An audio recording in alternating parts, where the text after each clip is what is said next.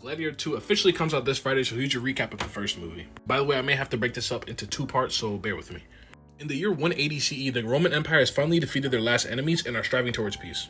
All these battles here were led by this Roman general by the name of Maximus. Now, you would think a war victory would be great for him, however, the Roman Emperor believes there are other issues that must take priority.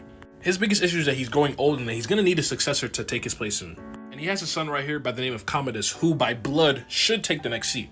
However, while the war was going on, Rome has become incredibly corrupt, so he wants Maximus, who has displayed traits of leadership, to be the next king instead of his own blood child.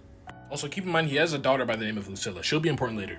So it doesn't take very long for Commodus to find out this information because he's just waiting. He thinks he's going to be the next in line. However, once he finds out the news from his father, in a fit of rage, he basically cries and strangles his father to death. Now, once everybody find out, he tried to cover it as the fact that he passed away during his sleep because he was already old, so they thought he just died. From doing this, Commodus will now assume himself the new emperor. After Maximus heard of this news, he already knew something was off, and he knew that Commodus had something to do with it. So Maximus will try to run away and warn everybody. However, Commodus will order the execution of him and his family. Long story short, Maximus will end up escaping the execution and beating the warriors who try to kill him. However, as he tries to run home, he will not make it in time and come back to both a dead son and wife. With so many emotions in his head, Maximus simply just passes out. However, a mysterious figure from the desert will end up capturing Maximus and taking him as a slave to become a gladiator. In the second part, I'll explain all his days as a gladiator in the conclusion. Maximus is purchased by the guy right here. His name is Proximo. He's like his owner.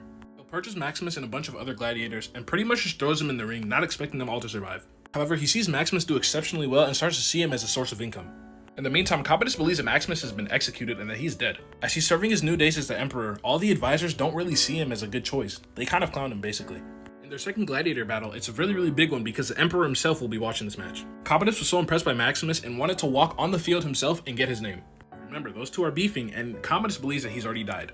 With no way out, he takes off his mask and reveals his true identity. Commodus wanted to kill him right then and there, but due to the popularity he was giving, he had no choice but to leave him alive. Now, Lucilla's gonna see if she can find a way to free him from being a gladiator. She's primarily doing this because they alluded in the movie that in the past, Maximus and her may have had a romantic relationship, but nothing super specific was given. So Commodus tried to kill him undercover by selecting the undefeated champion of the gladiator to fight Maximus. Even though it was a difficult battle, Maximus still pulled through and got the dub. On his way out, Maximus is going to meet one of his old soldiers. He goes by the name of Cicero and worked with Lucilla undercover. Now, Commodus is pissed at this point. He's trying to kill Maximus, his only rival, and he's failed. Twice. However, there's one evil senator who agrees with Commodus. He'll go by the name of Falco. He advises him to stay calm and wait for his chance. He wants him to step back and see where he can punish Maximus, whether it's on the field or off the field.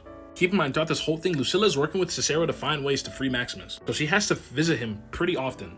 And within no time, they'll devise a plan to get him out. The plan was for the gladiators to break through the defenses because they're naturally strong. And then once they escape and find safe hold, they will get one of the politicians to purchase their freedom. However, Commodus is growing very suspicious of his sister. She started to disappear more and more after they revealed that the gladiator was actually Maximus. So he pressures her and finds out the truth of the plan and finds a way to backstab him. On the night of the escape, they go over their plan and make sure everything works right. However, everything goes terribly wrong and results in the death of Proximo, Cicero, and most of the gladiators. And they end up capturing Maximus on top of that. Long story short, Commodus has got Maximus pinned up to a wall. Maximus challenges him to 1v1, and Commodus sees this as an opportunity to make an example of anybody who will choose to defy him. Long story short, he'll end up killing Commodus, but because he was low-key hanging with him, a lot of the injuries will end up causing Maximus to pass as well. They'll then all carry his body away as he's remembered as one of the greatest warriors in Rome. If you have comments or questions about anything specific in the movie, drop them in the comments.